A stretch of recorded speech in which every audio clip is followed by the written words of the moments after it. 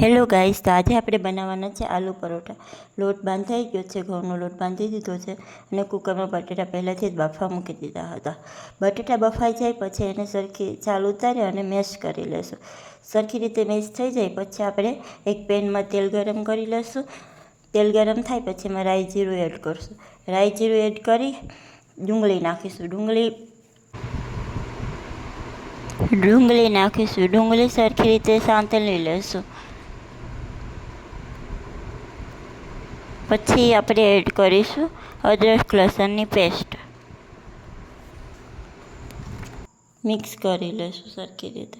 પછી એમાં નાખીશું ગરમ મસાલો નાખ્યા બાદ એડ કર્યા પછી આપણે મેશ કરેલ આલુ આપણા મસાલામાં નાખી દઈશું. પછી આપણે મેગી મસાલો એડ કરીશું. ગુંદલા કરી લઈશું.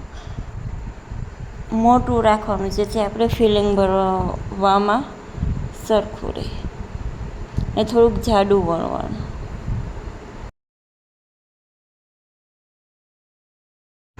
ફિલિંગ ભરાય છે પછી એને આપણે હાથેથી થોડું સ્પ્રેડ કરી લેવાનું જેથી આપણે ડાયરેક્ટ વેલણ મારીએ તો અંદરનો મસાલો બહાર ના આવી જાય. જેથી ડેપ કરીને હાથેથી જ હાફ પરોઠું વણી લેવાનું.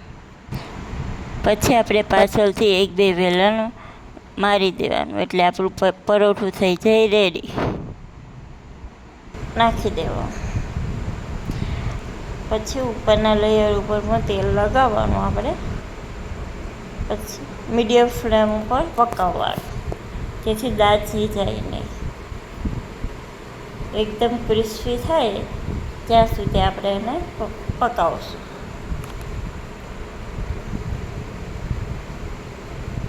તો આપણું પાકી ગયું છે આલુ પરોઠું.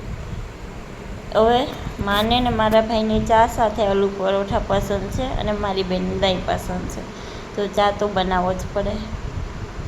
તો આપણે બનાવી લીધું ચા. તો દહીં પણ આપણે સાથે લઈ લીધું હતું. મસ્ત દહીં જામ્યું હતું આજે તો. આ બની ગયું અમારું જમવાનું.